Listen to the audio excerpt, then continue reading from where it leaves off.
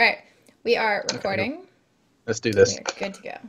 All right then, guys. This is about to be something very, very different and unlike anything I've ever done before. This is for Rivalry. I'm Machine, and I'm joined by Reinessa, and we're going to be talking about a topic that 99% of the time has incredibly diverse views, opinions, and flat-out statements.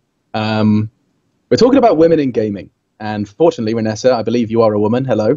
Probably, yes. Hi. Fingers crossed. Hi. Yeah. And I am a man, so that's a way to start a video. There you go. Genders are acknowledged. But this is going to be, I don't know. When I was asked to do this video, like it was suggested, not asked. I should make it clear. Was scared, if I'm honest, a little scared, just because I mean, I don't know if my opinion. I don't obviously opinions are opinions, but I don't want my opinions to reflect badly on me. And I know that a lot of people find other people's opinions quite polarizing. So I don't know. This is going to be interesting for me. And I know you actually, the reason that we get to talk to you is because you've been doing a lot of journalism surrounding the subject. In fact, very recently you did your Women in Gaming Can Role Models Change the Odds article. And I think that's a fantastic place to start. Yeah, it's definitely something I've always thought about as, a woman in gaming, kind of Yeah. related. And for me, I've been just kind of involved in mostly the Dota scene for a while and just kind of I've seen a lot of things and it's been interesting to see how women develop. And so when I saw Scarlett win IEM and then saw the story break that Geguri was going to be put onto an Overwatch team. So we had Overwatch League with its first woman, and then we had this insane StarCraft win at the Olympics, this Olympic approved event, which is huge for esports to begin with. And then with all eyes on that, you have a woman win. It was incredible to see, and I realized I was like, this is really important for the development of women in esports. Right, absolutely. And I mean, that's you as well. You're talking about the development of women in esports. So you've made it clear that in your eyes, currently the demographic is incredibly skewed and you think that that needs to change or you would like that to change. I mean, I want to understand your stance. Well, so I'd really like for it to change, because there's no really good reason, right, why there shouldn't be a bunch of women in the pro scene, and I don't think we need to do some kind of quota filling, right? Like Overwatch League doesn't need to say our player base is 16% female, so our Overwatch League should be 16% female. Like that would be foolish. Like people need to be there because of skill. What I do want Yeah. is I want for that 10-year-old little girl who, for me, it was Diablo 2, but who picks up their first game that they're absolutely obsessed with. And I want them to be able to say, I could do this for the rest of my life. I could do this for a living. And Right. if there's no women to look up to who do that, then that little girl is going to go to her math and science classes, which I'm a scientist, there's nothing wrong with those, but they're going to be forced into making a choice that they don't necessarily have to just because they don't know that they can also be professional gamers. They have that option available to them. But I mean, I completely understand that, if you're only seeing, for example, you dudes on the stage lifting up trophies, then you're going to feel not necessarily excluded, but you're not going to feel like it is a valid avenue to pursue. Is Yeah, that yeah, yeah. because like think about it. I mean, going into esports is risky anyway. We could both talk about our stories and what we've given up and the risks we've taken. You talk to any person and it's a huge leap of faith.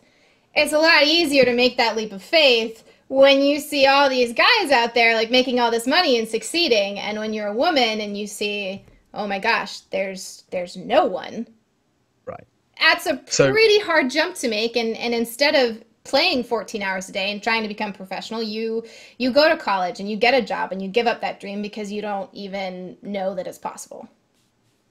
So do you think that I mean, I feel like this conversation is going to go a variety of different ways, but the first place I can't help but feel like we should start, though your article is a good place to start, I do think that maybe we should just start. My first question is going to be, so surely it has something to do with, you just said you were 10 years old and you started playing Diablo and you got an interest. Surely, I mean, I know from personal experience that the girls in my school weren't playing games when we were playing games.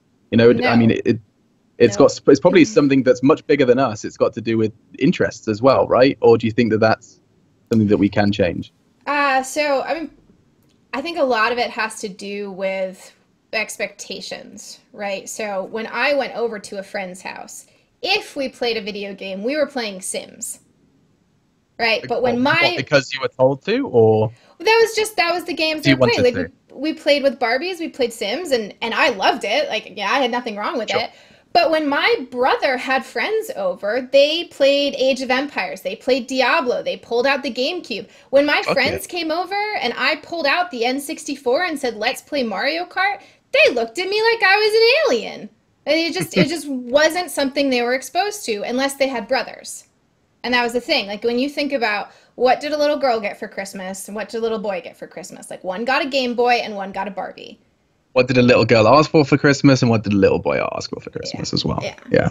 And there's nothing wrong with that, and that's not universally the case. I mean, look at me. I've been playing video games since I was 5 or 6 years old. Like obviously it goes another way, but I think when you grow up like that, you don't pick up gaming until high school or college when you start to have multi-gender friend groups, you're exposed to more things, you're not as, in your house in kind of these set Sure. roles. So that makes a difference. And now with smartphones, I mean, that's out the window. Everybody is playing games from the moment they can use a keyboard. So, like my 3-year-old niece, games. Right. And so with that said, then we can kind of just completely consider that null and void the point of, girls don't get access to games or don't necessarily come across games at the same age that young boys do, because that's been dealt with by the progress of society, technology from when we were young to when the new kind of generation is. Yes, somewhat. And there's been some studies that people like to cite about that say 50% of gamers are women. But the Yeah, but reality that's there fucking is, Farmville. yes, it's very, very heavily skewed towards mobile games. And so there's still a distinct lack of just women in the player demographics for kind of the esports side of things. Which, if you think about it, the esports side is where a lot of the money, the career, the long term, not just casual gaming is. And so that demographic still needs a lot of work to kind of Okay. get it to a place where women have the same opportunities. And it's weird to say that, right? Because women do have the same opportunities. Like it's a video game. You sign online, you play, like you can be Right. amazing no That's matter what. But yeah. I'm thinking more about role models and motivation and just kind of like the mental game. Right. So I think we have to explore this word that's been used in your article and here. You use the word role model, Mm-hmm. and so can role models change the odds? And you kind of have made it abundantly clear that you believe that role models are a necessity for someone to strive for something. Is that how you stand? Not a necessity, obviously, because you look at Scarlett and you look at Geguri and you look at, someone like Sheever in the Dota scene, where these are women who are wildly successful, incredibly talented, and they didn't need someone else to look up to or someone else to teach them what to do. Like they can do it on their own. Sure. But I do think you need role models as an equalizer in a way. I think there's a lot of people out there who are talented and wonderful people, but without someone to look up to, they might never take the leap. Can you help me out with a kind of definition of a role model? Because in my mind, I've never had a role model. Mm. I don't. Is it something that's conscious, or is it just entirely? Oh, I've seen that person doing that thing, and now I want to do it. I mean, I'm trying to gauge what a role model exactly is. Well, so I think it's a different thing to everybody. I'm not talking about a mentor. So I'm not talking about someone who takes you under their wing and You teaches don't you. necessarily know them. Yeah, yeah. I'm talking about just someone that you see that just gives you model yourself after them, or you look at how they work and you kind of understand that you can also do something like them. And honestly, this is something where it might be a little harder for you to understand because you started casting and getting into everything with CSGO, and the talent's all male. The player base is all male. You didn't really need a role model to kind of inspire you to be able to do it. So it's a little different when there's no one there. Imagine if the Olympics only had male hockey. Imagine if they only had male hockey. And you are a 16-year-old female hockey player. You're really good. And you look at, do I keep playing hockey or do I go be an accountant or something like that? Right. Sure. And So if there's like one female player who gets onto a male team and is playing really, really well, you see that and you go, oh, I could be in the Olympics too. Like, I could do this too. Whereas if you're just a dude playing hockey, like, you don't need to have a role model. You're just like, oh yeah, guys play hockey. They go to the NHL. They go to the Olympics. They can do whatever they want. So that's why it can be a hard concept to define. well, I think the main problem with the sports comparison is that, you know, when it comes to sports and well, viewership and general, like everything that surrounds a sport is all about like a presentation of, you know, peak physical form in one particular pursuit of one particular art. You know, like for example, if you're looking at hockey, using your example, if you want to see the very best of the very best playing that sport, because you know you play hockey and you're kind of okay, but you take interest in seeing the very best do it, you're going to watch the people that are the very best, which because of, you know, physical attributes, men are going to be stronger and faster, right? So that then in terms of watching the very best of hockey, it will almost entirely be men from just a physical standpoint. Nothing you can do about that. So I guess I mean, I would never want a female, you know, a 16-year-old in your example. Was why it's annoying me. Fuck it. A 16-year-old girl. I would never want a 16-year-old girl to not want to pursue her dreams. But I mean, I would also say that it's less likely to be successful because in the world we live in, everything at most points is about profit and, you know, it's a private company or whatever's happening. Yeah, so you have to be the best. So, like, for example, I can tell you now that there is a huge discretion between the viewership of, say, male football and female football and everything, you know, because people don't want to watch it as much because they want to watch the very best. And I'm sure there are people that enjoy it, and I've watched it and I have enjoyed it. Especially there was the USA team did a crazy thing recently, actually. But yeah, the USA women's team is insane. They're nuts, dude. Yeah, but the problem is that not as many people are watching it, therefore there's not as much money in it, and that's like the bottom line. Like it would be less wise to push a talented girl towards football pursuing it than it would be, say, a very, very talented boy, just because the amount of money she can make it has a ceiling to it. Well, and I mean, comparing to sports is just the Olympics are on my brain, so it's an easy one to pull up. But to kind of bring it back to the role model thing, you know, the point I just want to drive home is, you know, for you to say you've never had a role model, for me, it's almost like you've never needed one because there's adversity that you overcome, obviously, because making it in esports is incredibly challenging and there's a ton of work you have to do. But you don't necessarily need a role model when everybody else looks like you, acts like you, is from the same world as you kind of thing. Whereas if you're coming in from the outside... I mean, for just using how I came up, I mean, I literally casted for the first 4 matters hard. I think it was actually 4.5 years of my career with Lauren Pansy Scott. I was casting with a girl for the very first time I started casting. Can you re-say that? A Windows update popped up. So that's just no worries. Restart that little story so we can edit I'll start the story again. So for me, though, it's very different because, I mean, I started my career casting with a girl, casting with a woman, casting with Lauren Pansy Scott. You know, she was more experienced than me. She had more opportunities than me. She was more talented than me. And she kind of took me under her wing and got me my first event, got me my first job at ESL because we could work together, you know, for 4 years doing it because we enjoyed it and got £60 every 4 weeks, you know, like... That was what we did. That was like I've never had the vision. I guess because I'm so close to Lauren that I've never seen the difficulty because I've seen her do it and I've seen why she's done it. And she's very successful and she's very good at what she does. Yeah, exactly. And I mean, I know her story. Her story has always, and her attitude has always been like, I did it because I wanted to, and it wasn't like she was sitting there waiting for someone else and going, oh yeah, because I don't know a single person in esports. Not a single one. Maybe next generation, yeah. But I don't know a single person in esports that's in it because they saw someone and they wanted to emulate them. Well, it never happened.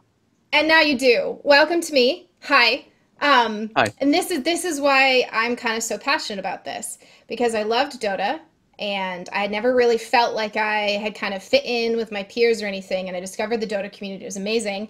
And I discovered Sheever. And I watched her stream, and I interacted with her chat, and I watched her casting. And I saw that, and I said, I want that. And I absolutely loved her approach to everything she did, her demeanor. She was incredibly inspiring to me.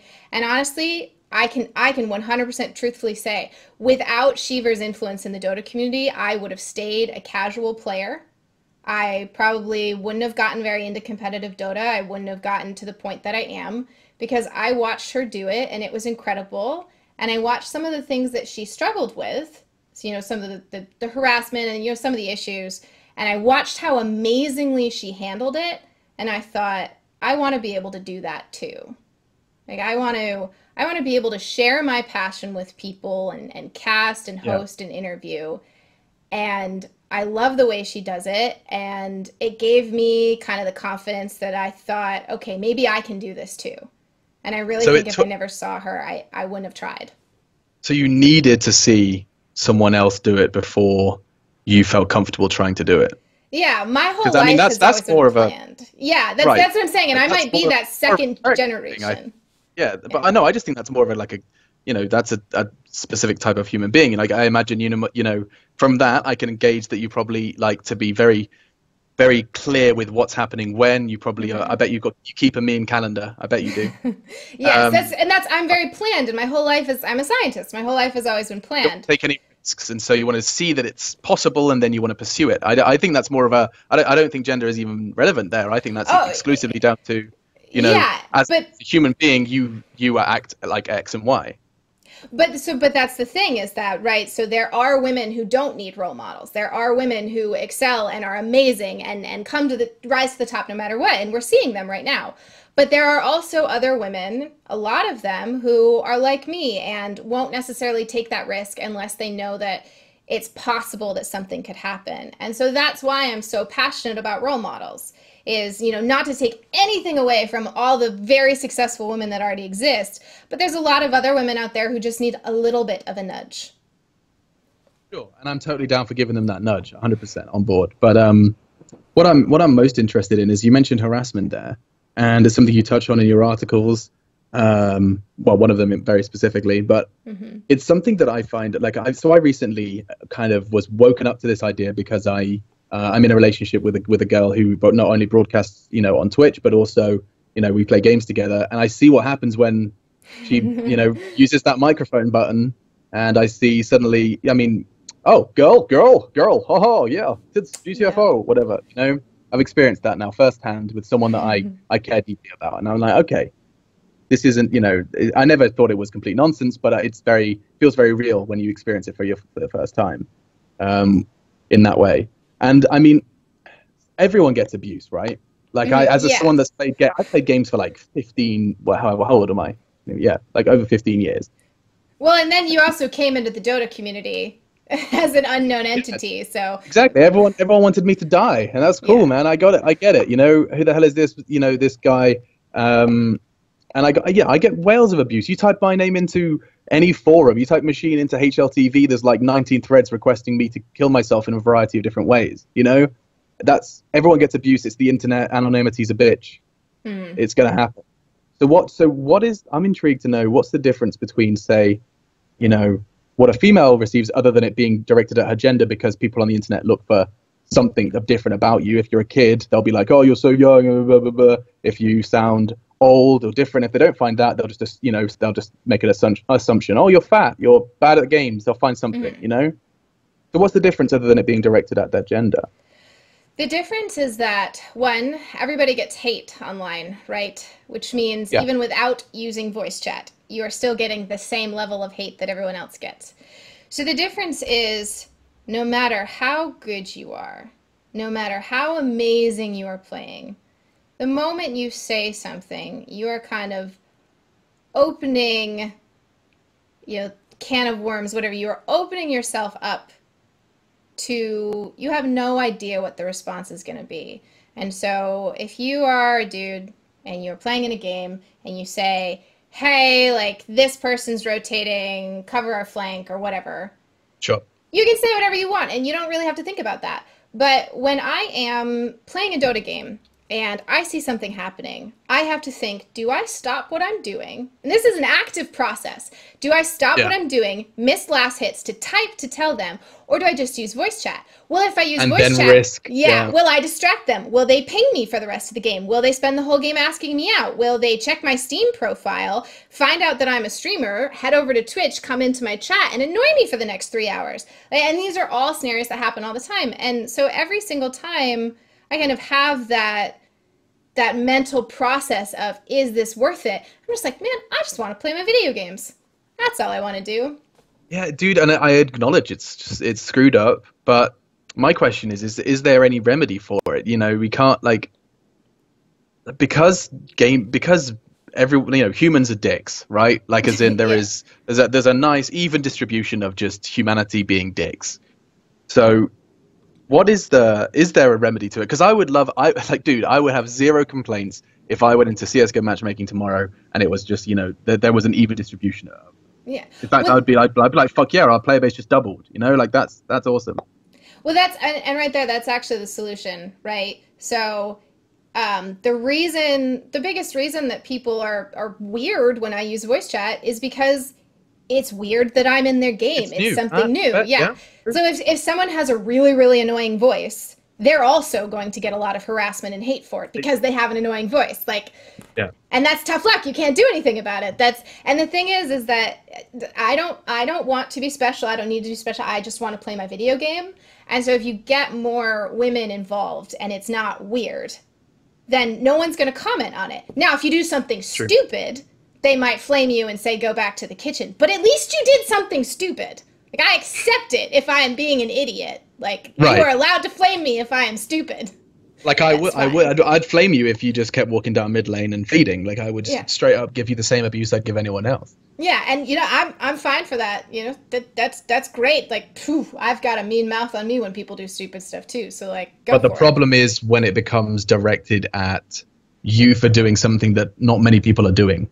Yeah. As in, there's not many girls playing, and therefore, because of this abuse, it's only going to discourage more people from joining. So basically, we're in a really horrible circle where we want more girls to play, and the girls that try and play get abused because there's not many girls playing. So we're in this kind of, what do we do?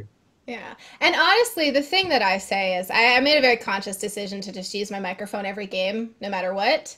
And my one CSGO match, that did not go well. My Dota matches, it's actually fine most of the time. I use my microphone every single game. Because you're not so bad at Dota as you are at CS.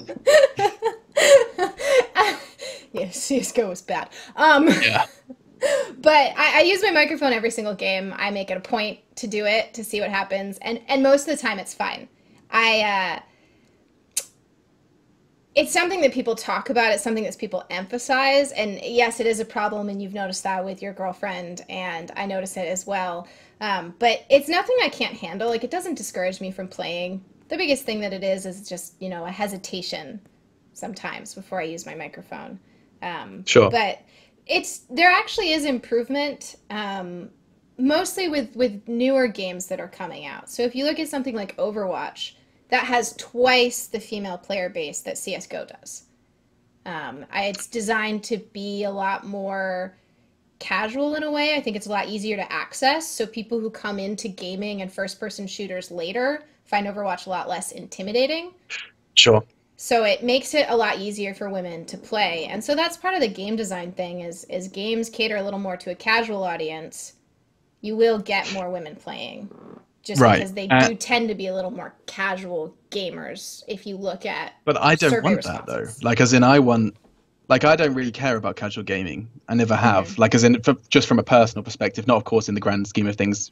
Hell yeah, more girls playing casual games. But, like, as in someone that's so dedicated to esports, like, what I would like in terms of change would be to see, like, first of all, female tournaments shouldn't exist. Like, I don't want them to be around. I understand why they are currently a part of our ecosystem, but I would, in a dream world, esports is the one safe haven where there is very little difference in separation. We've looked at this just before we went on air between all of the requirements to be a professional gamer are almost equal for male and female. Mm-hmm.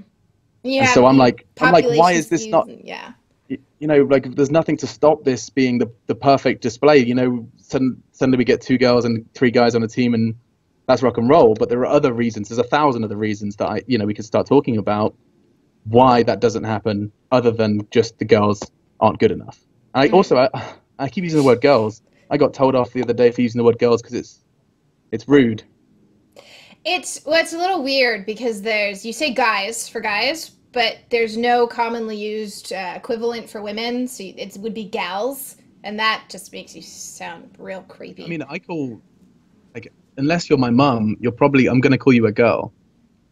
Like, but as a lot of in, times I don't you know. say like guys instead of boys, and I don't know. Weird thing. I call them my boys. This is the problem I have. I got told I was being very inconsiderate by referring to various colleagues as girls. It depends on the context, I think. It's just one of those things where, and if you have good intentions, like, people don't care. So. Well, anyway, we got sidetracked. But yeah, so I did just say, bottom line, I don't think we should have female tournaments in our ecosystem. I understand why they exist, but I don't think we need them. What do you think about that? Yeah, so I don't think there should be like a major system set aside for women, right? Like with the Valve majors and minors and everything. There shouldn't be like a male majors and a female major. That would be stupid. But I do believe in like a tier 3 system of female only tournaments. Again, because it provides stability, income, training for women that they might not necessarily get. And so when they see a female only tournament, and going back to talk about casual gamers, right? You don't want casual gamers, you want professional gamers. Well, if Overwatch has more women playing it, just as a baseline, and then they announce a $500 women only tournament, small, tiny tournament, that takes a lot of casual gamers to say, hey, let's form a team with my friends and see what happens. And then they play in these small tournaments and they go, oh man, I love competitive. And then maybe they go and play with guys. Or maybe they say, gosh, this is awful. I want to be a casual gamer again. Like, I've killed all my friendships. We all hate each other now. Sure. So I believe in them at like a very small scale. But what happens when immediately as that announcement is made, an article is made by, Billy Bob, journalist, who says, prize money discrepancy between male and female tournaments from a mainstream media outlet that doesn't understand what's happening? Because it's happening all the time. That everyone's trying to prove a point. Yeah, it's obnoxious, and women in gaming, they get used for agendas. I mean, I use Scarlett and Geguri and then some Dota players. I have an agenda. I want people to realize that women and role models are a great thing, and that's the agenda behind my article, and I use their successes for that. Just like someone is going to point to a small prize pool tournament for women and say, wow, women are really getting the short end of the stick here. They're totally going to do. Yeah, and they have an angle, and unfortunately, you just have to deal with it, and you maybe write a response to the article, or you just play your game. And why? And hope. Sorry, we are delayed a little bit. We're just talking over each other. Damn Ukrainian internet. What I was just trying to say was, and how would you respond? Because what would be your reaction to, say, someone saying when they go, why on earth is the prize pool so different? Then we just say, they're not as good. That's the right response, right? That's the only response. Yeah, that's not the diplomatic response, though. Sure, no, okay, diplomacy out the window, but in terms of explaining the situation, that would be the correct answer. Yeah, the talent pool for women is not as deep, right? So, and the other thing you can say is that women can compete at a CSGO major. There's nothing stopping them from joining a team and playing. Nothing whatsoever, other than the fact that there's, and I don't know what they are for CSGO, but I would say there's very few women who play at that level. Just if you think about the numbers, right? So if 8% of your player base are women and 92% are male, and you think about the insane reaction times that you need the insane amount of playing time that you have to devote, the fact that you give up your entire life to be a professional gamer, the entire mental game that goes along with being a professional gamer, and you think about the percentage of people that are capable of that, you might have some 0.0000001% of anyone who's capable of being a professional gamer. So when you have 92% male and an 8% female, you know, maybe that's 10,000 dudes.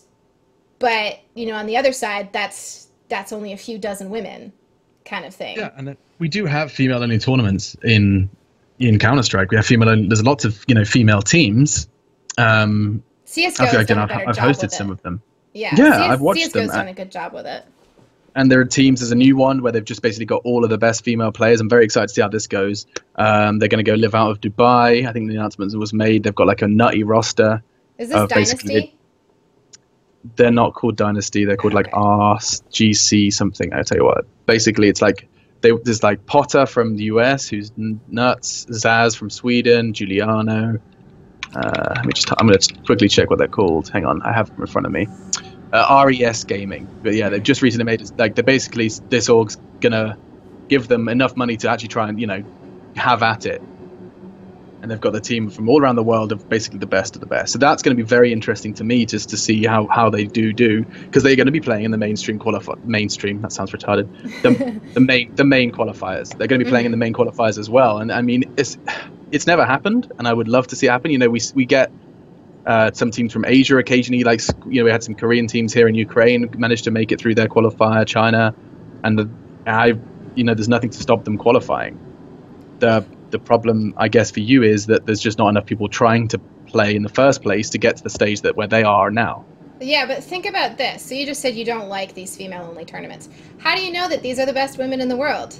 It's because CSGO has a developed female-only tournament scene, and so someone got to look at that scene and look at performance over the last few years and cherry-pick the best women and say, okay, now we can make a team, all of these amazing women, and they are going to be on the same level as all these other pros, and they have a chance to do well. And yeah, but then the thing is they're not there yet. Like, I mean, you know, they're not at the level where they could qualify. They have never qualified in their previous teams. But they're going to try to, and they're going to have the experience playing against, you know, even better teams. And say this team doesn't work, right? This roster doesn't work out. Well, they are going to have the kind of, I'm going to say mainstream. They're going to have the mainstream exposure, and maybe Juliana is the only name I know from that. But, you know, maybe she gets picked up by another team, like an established team that does well. And that could potentially happen. But it's because of these female tournaments that give these women the exposure and the practice playing competitively that they might not necessarily have had. And again, it's not to say that they couldn't, but it increases the pool of women in a way. And an additional follow-up question, which I mean, I admit may be a bit of a movement, but just because my brain started wondering, if, for example, she did get picked up in our fictional scenario, have you ever considered or written about the problems that they could then encounter as a team of a mixed gender esports team? As in, like, there's a lot of things that outside of the game that could cause problems, right? As in, when you mix two genders together to make a team, all chaos could ensue. Like, I mean, you put 5 dudes in a room and a team house and make them play. There's plenty of problems there already. Now, then you throw another gender, which, of course, as we all know, we are, like, your calendar looks very different to my calendar. I have currently got about 7 different towels and t-shirts on my floor right now. I bet you've got a very nice floor. Yeah, that's true. But I've also, I hadn't even thought about that before, but I don't know, that's another angle altogether. Yeah, that's like another expectations thing too, right? Like, women get a lot more, they're just expected to be neater. Oh, they're not. Trust me, I just moved in. That's the thing. They are not necessarily, and there are plenty of guys who are way cleaner than I am. And so that one, I don't really like to break that one down by gender, because that is just so wildly, like, the stereotype is, I know, but just. I wasn't talking about keeping the house tidy as much as I was talking about we acknowledge that there are differences in our gender, not only physical but also mental, right? That's that's scientifically proven? I'm just going to double Yeah, check. yeah, Wait for a there's nod. Okay. yeah, and there's hormonal differences and developmental Everything. differences, and yes, I have thought about that. There's been a couple Dota teams with one woman on the team. There How's that was gone?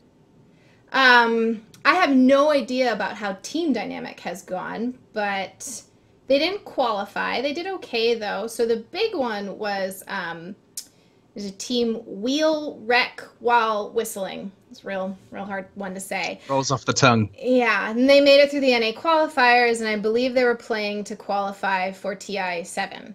And it was one woman and four guys, and I think they had been playing together for a while. It wasn't just some qualifier stack. They had been playing for a few months.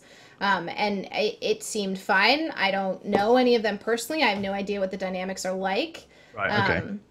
But I think we would need to see more of it to know if that becomes a serious issue. Like, do we have to have, is an all female team more likely to succeed just because they get along better? Like, who knows? And I think that just comes down to the people individually a lot of like what they can deal with. Like, we could use Lauren as an example, right? Because when we work a CS event, there is 10 of us and one of her in the green room typically, and we're hanging out, and there's never been a problem there. She's one of us.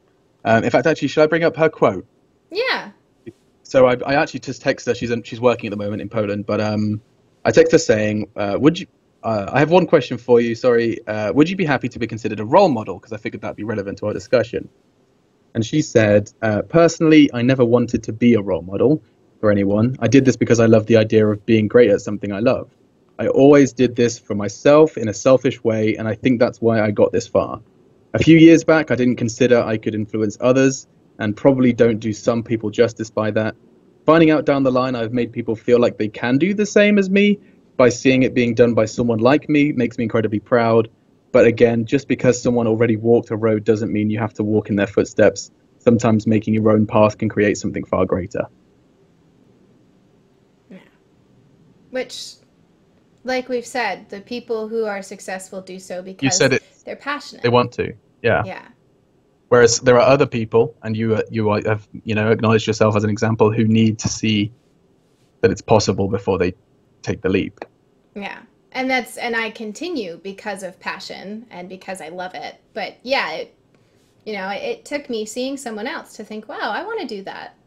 I guess I think for me, I'm less aware of gender than perhaps than yourself, or than I should be, because like in this example you're giving, because of the environment and the world that currently exists, I guess I have that to an extent. I guess the example would be like a primarily female profession. Maybe you can help me out.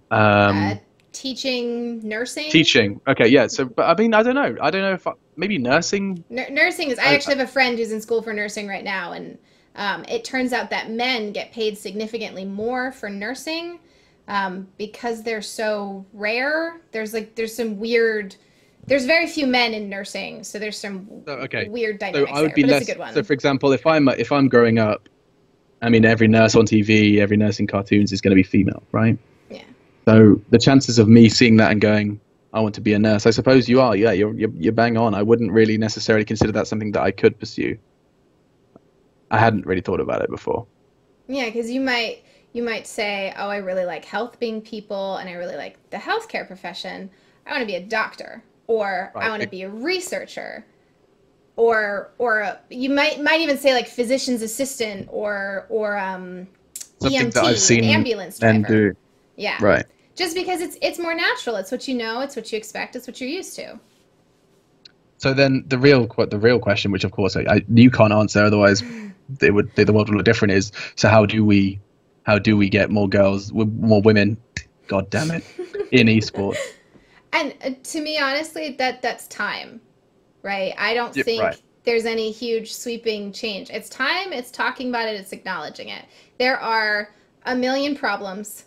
My problem is not more important from someone else's problem, but it's just acknowledging that it exists and kind of helping people to understand. That's just the big change. Because I think with time, we'll see things shift. There's things you can do, like making female-only tournaments and kind of pushing for women's involvement, but that is a very fine line to walk. Can I ask Yeah. Can I ask whether or not you think that there is a genuine, and there would be a genuine, complete parallel in interests for competitive gaming between male and females, if everyone was as aware of it as each other? I honestly still think, and I think it will always be this way. I always think that, I'm stumbling here a little. I think that men will always be the larger fraction. I Right. think there is.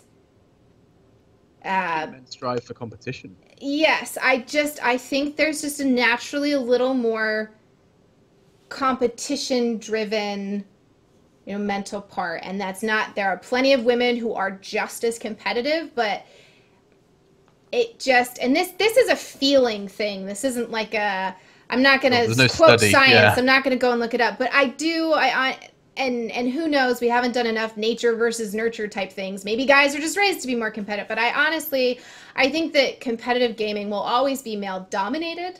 I just think the extent to which it is currently is not representative. Yeah, and I can get on board with that.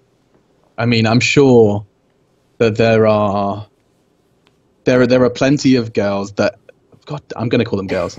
That's how I refer to everyone I know.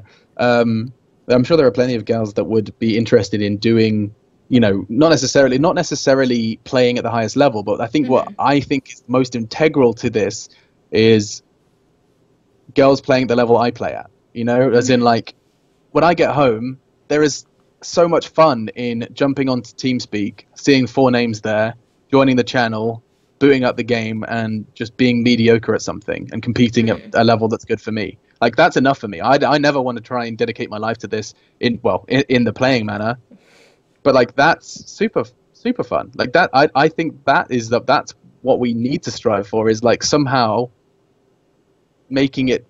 I don't have the answer, but getting more girls to do that. Having a headset, mouse, and keyboard at home, and booting up, for example, Overwatch as an example, because you said that there is more girls there, and getting, that nice soft introduction to competitive mode. Then suddenly she meets, 3 or 4 friends who also take an interest in that, and now, they're in a team of 6 and they're playing some online cup on Challenge or whatever the website is now. That's what I used to use. Yeah, that's, and I honestly think that's time. Yeah. And that's, and you don't fix the skewed gender, discrepancies at the esports professional level until you increase the player base level. So Overwatch, it has twice as much as CS:GO. You look at something like Dota, and they've never released the analytics for it. I don't actually even know if it tracks, but from what I've seen from Reddit surveys, YouTube traffic, and Twitch traffic, if you look at the demographics for that, Dota's player base, as far as who is consuming Dota content online, is 2 to 4% women, which is ridiculously tiny. And so you just wouldn't expect to see any women at the professional level until you get more at the casual level. Yeah, and what would happen if, Mr. Billy Bob again comes in and just says, yeah, but they're not watching it because they don't have interest in it. If they were like, it's perfectly accessible to them. Why? Like, I'm only watching it because I've taken an interest in it. It's as accessible to them as it is to me. Mm-hmm. And again, that's culture and exposure. We come back to time. Yeah. Right. Well, and Dota's a really big one too, because a lot of the player base was playing Warcraft 3. So a lot of the Dota player base is like mid-20s is most of the players, or even the Dota player base is a little bit older. Most of them were playing Warcraft 3 Dota back in the day, or they're at least playing Warcraft 3 and they have some familiarity with the title. And it's such a complex game to get into. You kind of almost have a prerequisite of being a gamer to start playing it. And that's, again, why Overwatch, I think, has a higher player base, because it's just easier to access. And it's not even a free game. You have to buy it, and there's still a ton more casual people playing it. So Dota and like CS can be harder.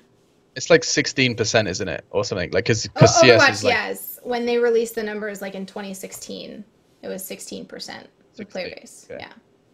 So when you say it's double CS:GO, CS is rocking 8%. Yeah, something around there. and like God League of damn. Legends is around 10%. I wonder what Leagues- WoW's is. I reckon WoW would probably be quite diverse. Like, I WoW meet a lot is of girls when I play WoW. Yeah, Or at WoW least is they much claim. higher. So there was an article I read that surveyed, I don't remember how many people, but it was a pretty large number of people. And they asked, gender, what kind of games do you play, then what titles there are. And women were kind of lower on the MMOs in general, but except for WoW, it was something like 30% of the people who played That WoW makes were sense. women. Like it was a way higher thing. And I think that's because WoW is well advertised, easily accessible. Now, so I just started playing it a few months ago, and the questing system's super easy compared to what it used to be and everything. So it's not a game that's impossible to get into if you're not a gamer. So if you make friends with a gamer and they're like, here, try this out, and that's your connection to it, you're much, it's a little easier to access than something like Dota is. It's not easy to access at all. No, but that's the same for anyone. Like, that's gender irrelevant, Yeah. like anyone. When I showed my parents what Dota was when I was going to go DTI, they were like, okay, right. Couldn't explain it at all. CS:GO, I'm just like, right, the blue people killed the orange people, and when they're all dead, they get 1 first to 16, and they can kind of get their heads around it. Yeah. So it's. But that's a separate discussion. Yeah. Okay. So basically, it seems what was a conversation that I was terrified to have seems to be relatively painless. We basically just acknowledged that there is, and everyone's aware that there is less females in gaming, and there is nothing we can do in the short term other than just continue to acknowledge it. And in my mind, I think that the mobile gaming point that we started this whole conversation off with is probably going to be the redemption of that. Everyone, like, you're not gonna, if you are a random female who's never tried gaming and you watch a YouTube video and you kind of take an interest, you're not going to go out tomorrow and buy a gaming PC, but you will have a smartphone. Mm-hmm. And I'm playing Arena of Valor at the moment, addicted to Arena of Valor, which is basically it's a MOBA on your phone. And there's you connect to Facebook, so you tend to see, and there's a lot of female, like, avatars, at least females playing that game. I don't have the stats, unfortunately, but it seems like there's a bit more of a divide there. Yeah, and like you said, it's just much more accessible because everyone has a smartphone and not everyone has a gaming PC. And that makes a huge difference. And in the long term, I really think we're just going to see women are going to game. Like, there's no reason that they don't want to. It's just about accessibility and exposure. And I think the final discussion topic I'd like us to cover is a little bit of a separation from that, which is the harassment discussion we kind of already touched on. Mm-hmm. Because, hang on, where is it? I asked, oh yeah, okay, so this is something that, you're a streamer as well, right? Mm-hmm. A lot of this, and this is potentially a whole other video, let's just be kind of soft on this one, but a lot of sometimes Twitch streamers have, especially girls, that are getting their success accredited to their looks, for example. Mm-hmm. Whereas I feel like that doesn't happen often, if ever, with a guy. Now, is that just something that's been established because of society and history? There's lots of bloody gender history. What do we look at? Why is that a thing? Well, if your entire viewer base is male, or almost your entire viewer base is male, an attractive male isn't going to get much attention for being an attractive male, right? So, but a skilled gamer is going to get attraction from people that like watching skilled gamers. Yes. So, I think part of it does have to do with the viewing demographic. Do you think different people would be successful if there was a 50-50 divide? Potentially. There's also another aspect of when you're on camera, you want to look nice, right? And there's some male streamers who don't do anything, but there's a lot of male streamers who they make sure their hair looks nice, they put on a clean shirt. They do these things because that's just human decency. Now, well, no, it's the same thing as if you want to leave the house. You know, like even if I'm going anywhere, I'm gonna want to make sure that I'm at least wearing clothes that I feel comfortable in and look good in. Yes, and so that's the thing. You want to look good. You personally want to look good. Of course. Now, there is an issue. So for a woman, when she makes herself look nice for a stream, right? You nice makeup, you have nice hair, blah, blah. The same thing you would do if you were going out somewhere, you're going to work. Some people see that as trying to take advantage of a male viewership by trying to make yourself look nice. And it's a really twisted thought, because I honestly think it is just human decency to like be well groomed and wearing clean clothes. But there are some people who they see a guy who does that and they're like, hey, you did your hair today, good for you. And then they see a woman and they're like, wow, trying to manipulate nerds for money. And that's not everybody at all. But you do acknowledge that there are some people that are using that, and that's, I think, the kind of core of the issue is that is, of course. There's some people that are going to be doing that, and there's always going to be some people that are doing that, and therefore I think that they just everyone gets tarred with the same brush. Yes, and so there's a line that I wrote, so I'm going to quote myself, be really narcissistic right here. Ready. It's one of my favorite. Confidence is not manipulation, and sincerity is not self-interest. So being confident in your looks and wanting to feel good about yourself is not manipulating people. That is a personal thing. So someone who wears nice clothes or does their makeup or makes themselves look nice is not necessarily trying to manipulate people. Yeah, and when you are honest, you are not necessarily doing it for your own. Sincerity is not self-interest. And I really believe that. So here's an interesting one, and I realize we're probably getting a bit off topic, but so, for example, using your stream as an example, if you were doing everything in your power, like you're doing your consistent stream schedule, everything, all the ingredients for a successful stream of you playing Dota, and then you see someone that is doing less of that, but is using their everything external, as in using yes, whatever, the way they dress, the way they present themselves, the way they act, to surpass you and to succeed more. Do you see that as unfair? Do you see that as kind of not manipulation, but as much as like kind of cheating almost? And then I imagine there are some people out there that go, but I feel like I'm better than, I feel like I'm doing this job better. I feel like I'm working harder, and yet I'm seeing someone kind of cheat and bypass and do better than me. Do I emulate that? I feel like this is something that a lot of people go through. Yeah, so to be very honest, I used to think that way. I used to be annoyed. I used to say, oh, that's not fair. Oh, I don't like, I wish I could succeed this way. And I'm really ashamed. I'm really ashamed of myself for some of the thoughts I had, because I was just like, I didn't know any better. But I really hate that I even went there to think those thoughts. And I know they're natural. I know everyone thinks them. Because I realized that you get the chat and the followers and the community that go with who you are. And I love my community, and I love my stream, and I love what I've built, and I've done that by being me and doing what I want to do. And honestly, every single person should have the freedom to do what they want. So if someone wants to show off their body, right, and they want to make that the focal point instead of gaming, honestly, they probably still love to game because they're sitting there doing it all the time, and they get to game and they get to hang out with people and they get to feel amazing about themselves, right? They have the confidence to do that, and they get the stream that goes with that, and that's their choice. And if they have more viewers than me, good for them. They're doing something that makes them happy, and if they're not happy, they're not going to keep doing it.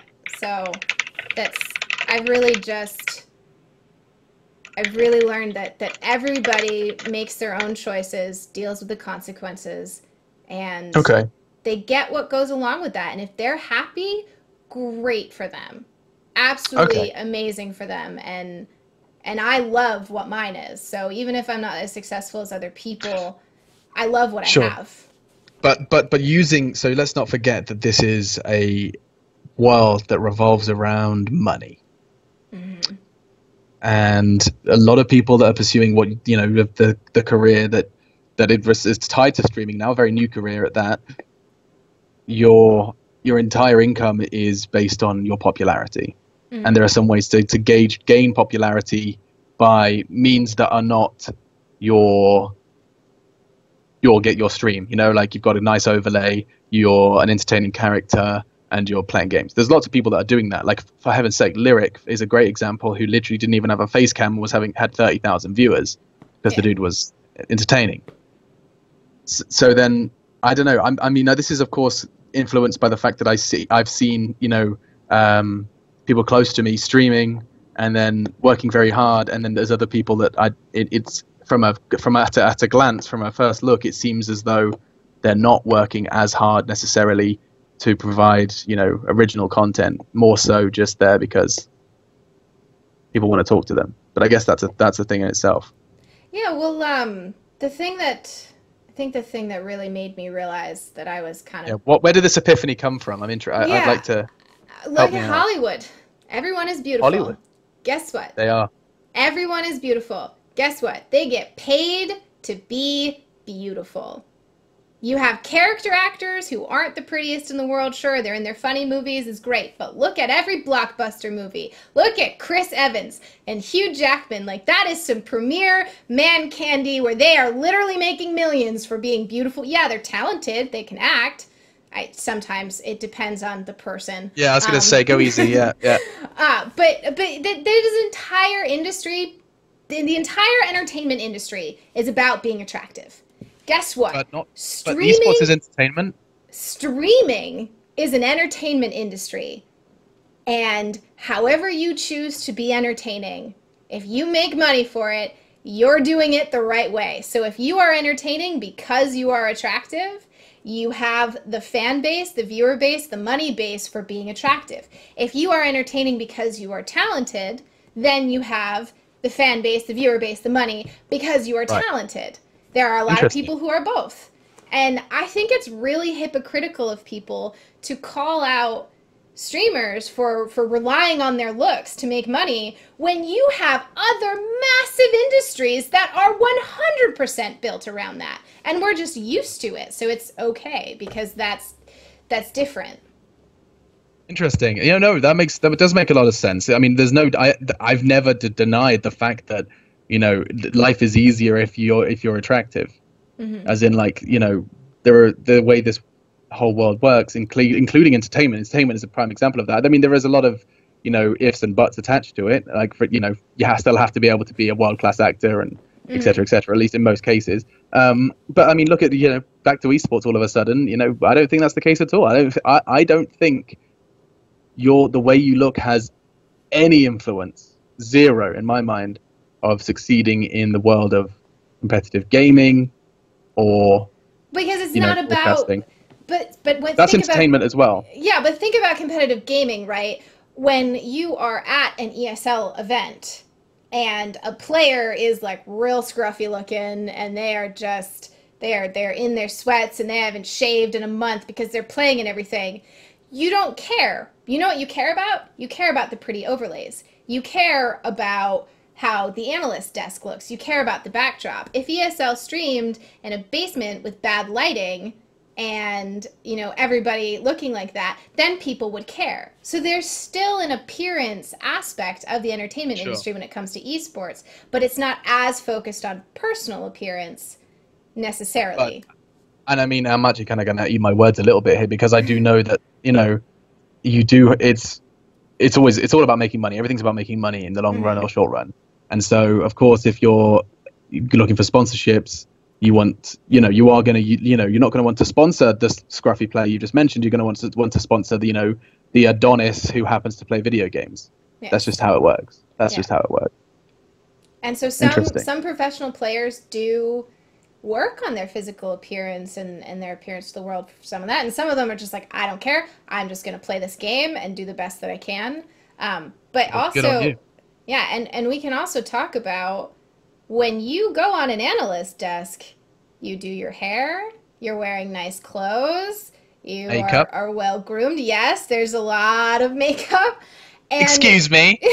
A lot of makeup. I Bite your I tongue. wasn't talking about you. I was thinking Purge at TI7 with some mascara. That was fairly amusing. Yep. So it's still, you talk about esports, it's not about appearance, but it really is. It's just not necessarily the same kind of appearance as Hollywood. But that works for real sports too. You look at those football players when they zoom in on them and they're sweaty and gross, like that's not very attractive. But the overall appearance of the stream and the production and the overlays and the the landscaping looking nice on a sports field and stuff, those are appearance aspects as well. People like things to look nice, and that's what makes them money. Yeah, no, I understand that. So the long story short is that no matter what we do, the way we look is going to be in some way accounted for in whatever we're pursuing. Mm-hmm. Yeah. So the streamers do what the fuck you want. It's just about entertaining people. You can entertain people in 900 different ways. So that's the end of that. Yeah, it's just another caveat. And then I think what it all comes down to is everybody has to deal with something, right? What do you mean by deal with something? Everybody has to deal with some kind of harassment, some kind of adversity, Right. Yes. Okay. some kind of issue. And whenever you bring up the things that women face, people are like, but what about what I deal with? And my most important thing is, just because I'm dealing with this does not take away from what you are dealing with. We can't talk about all the things at once. We're just talking about one thing. But there is a real problem with that, and this I've been kind of taking quite an interest in that, watching a variety of different documentaries from both sides, just to kind of get my head around it. And what's interesting is, and I feel myself doing this 100%. Like I am no perfect human. But like when someone from the opposite gender, when a woman, makes highlights, issues that she's encountering on a day-to-day basis, or that her gender has are encountering, my first response is yeah, but, and then I start listing what the problems we encounter, and the problems and it's the same. It's the same thing, vice versa. Like for example, if I was to start saying how ridiculous it was by how little shelters there were that weren't female only, and I'd start that whole fantastic discussion, and then immediately they'll be like, yeah, but X, Y, Z, and it's just always going to be. I don't understand how we're coded like this, but it does feel like we almost want to always reply with, yeah, but I have problems too. Mm-hmm. Because everyone wants to feel legitimate, and the other thing is, what I've also noticed is when you start talking about all these issues that women have, right? I swear, it makes every guy feel like, oh man, I'm a horrible person. And I always just want to be like, no, like this isn't your fault. I'm not saying this is your fault. People just want you to understand. Like everyone wants you to understand what your problem is. And that's... I think that a lot of that, I'm a horrible person stuff is also just because there is this kind of extreme side of your argument and everyone's argument that there will always be very much, we don't need men, I hate men. But in the same way that there's lots of, oh yeah, I hate women, blah blah blah. There's extremes to every side, and I think that it's very easy to kind of to be aware that exists, and then to hear something and to quickly put it in that category where it doesn't necessarily belong. It's a tough one, man. Yeah, and I get why it's a scary thing. Like I don't like talking about it either because I don't want to get labeled into that extremist camp. No, me neither. No, God no. And that's why we're going to probably stop this conversation now before we get some random message board linking our YouTube video and getting shouted at. That's a good call, but it's a good one. It's very interesting to discuss the perspective. And have someone ask very honest questions from the other side. No, absolutely. Do you have any questions for me before we end this video? As in, I feel like I've kind of been steering the ship. Is there anything that you kind of want to throw my way? I am very curious. Okay. What it was like for you to see. So if your mentor almost was Pansy, and you've worked with women in esports, and then you start playing casually with your girlfriend and you kind of see what the casual side of things is. I'm very curious what that process was like for you. Like what it was like to see that. The process of seeing what casual gaming can be like from her perspective. Yes, because when you work in the industry and you're in green rooms with these people that you respect and stuff, I don't think, you know, those issues don't exist. You're all friends, you all respect each other. It's when you step outside of that into the general populace that you kind of see the harassment or just the differences. So I'm curious what that step was like for you. I mean, I think for me it was just like, so I kind of always have quite a kind of just get up, dust yourself off and move on kind of attitude to a lot of things. A lot of problems in my life I tend to just deal with by saying like, all right, fuck it, we'll find another way, or try and solve the problem another way. That's kind of tends to be my attitude.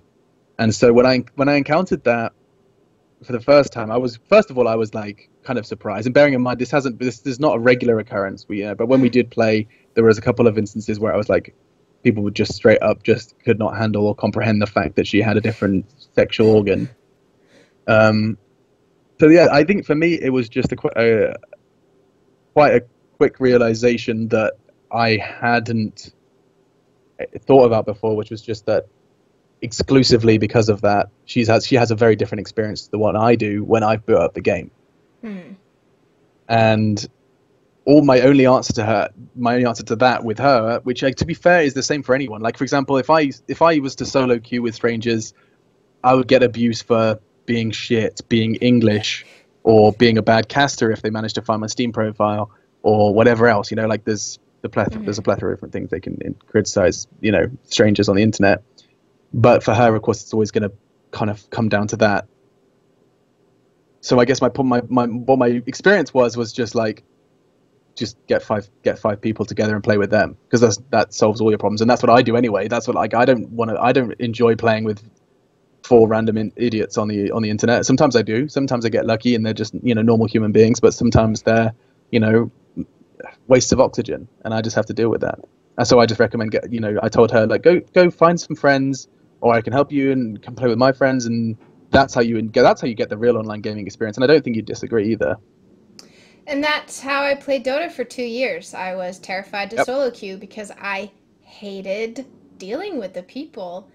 Me too. You should hear the things I'm shouting at my phone when someone's throwing up my lead on an Arena of Valor. But my follow-up to that is, don't you think it's a little ridiculous that you have to tell her, in order to enjoy this game, you have to play with other people? Isn't that awful to think about, the fact that you're just like, you're limited because of that you feel like you have to stack with other people, and you feel like solo queue gets taken away from you?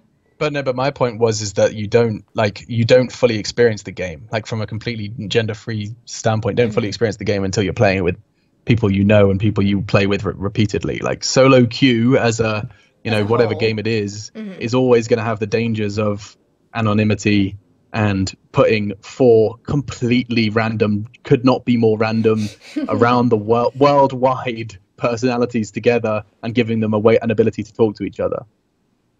You know, like as in, it could be lovely, and I've had it before. You know, I've met some of my gaming friends that I still talk to today through just meeting them in games. You know, World of Warcraft is a prime example. But like, this is what I'm saying, is that you need to. It's all about finding the community for you in the same way you have a community with your stream. I think you just kind of build that in the same way you make friends in real life. You know, and I admit it's probably 1,000 times harder when you're a girl and you have to, you know, pick out the ones that want to get into your knickers and are just being creepy and all of this extra stuff. But I think, yeah, playing with your mates is a much better experience. Yeah. Yeah. See, okay. I'm the opposite. I'm a solo queue player. I hate playing in parties. I hate it. So because you have expectations of people to actually like work with you or do stuff, and I despise playing in parties. I love playing solo. I can rage at my teammates as much as I want because I don't know them. I have no expectations for them. I expect them to be bad. It's all on me. Like it comes down to me, and like that's the way that I like to play. When you have it destroys friendships. Stacking with people destroys friendships. I mean, look, I still love Henry G, but he says some very rude things to me when I play Counter-Strike with him. But I know that that's just what the game does to us. Yeah, you just have to accept it. So I'm probably like he makes noises when I'm trying to clutch. You know, he just I make a decision, he just goes, oh. What that does to a man's soul hurts, man. It makes it rough. Yeah. It does. But yeah, okay. So the answer to your question was just I kind of told her to do what I did, which is just find people. But yeah, there was no epiphany of like, oh, this is so real. I mean, I know harassment exists, and I've talked to everyone about it, and for the likes of Shocks from LCS, she's had a plethora of different problems that she's encountered exclusively because she's in the spotlight and she's female in a predominantly male environment. Yeah. It would be wonderful, and it was the end of my article as well. It's going to be great one day when a woman does something amazing and all you talk about is the amazing play and you don't care that she's a woman. Yes. That's the goal. Every time someone is like, quit focusing on gender, I'm like, you know what? It'd be wonderful if we didn't have to. Yeah. Yeah. Okay. So I guess next time I see an article which does, make a big deal out of the fact that there's a gender attached that, you never see male Brazilian player gets 3K. Yeah. Okay, but because it's not common, it's to be celebrated until it's common. And then we hope that it's common. We just hope that it becomes the norm so that people stop talking about it. I mean, honestly, I think this conversation, if anything, has got me thinking about the fact that mobile games could be the answer to a lot of our problems. Mobile just games because definitely. It's suddenly going to cause a huge influx in player base of people, and its accessibility is outrageous. Mm-hmm. Yeah, or you just somehow market a gaming PC that's as easy to buy as an Xbox. Or you make games lower system requirements, which I think is another benefit of Overwatch. People can play it on their Macs. True. Everyone's got a MacBook. Or at least at university, everyone's got a MacBook. I was about to say everyone's got a MacBook. That's not true. But yes, but college age kids, which is who you're targeting a lot of times for esports scenes. Yeah. Interesting. God damn. Okay. Well, now I've got 1,000 different things to think about. I think we'll probably leave this before we completely waste everyone's bandwidth. But it's been a pleasure. Yeah. Same. Any final thoughts? No, I think I'm pretty happy where we ended up. All right. Rock and roll. You're not too scared? You're feeling good? I mean, I'm going to sigh a huge sigh of relief when I press that end call button, but no, it was good. I'm joking. Yeah. So, Reinessa, been a pleasure to meet you. We've talked a lot about a lot actually. We've covered a great deal of ground, and if we were doing this again, I'd probably start talking more about the whole cosplay shenanigan. I think that would be a whole different conversation in itself. But it's been a pleasure. All right. What did we call this? Does it have a name? I think we just went with women in gaming, the rivalry. Okay. Guys, thanks so much for hanging out. This has been a chat with Reinessa, myself, Alex, or Machine, and this is a conversation all about women in gaming, women in esports, and everything in between. Hope you enjoyed it.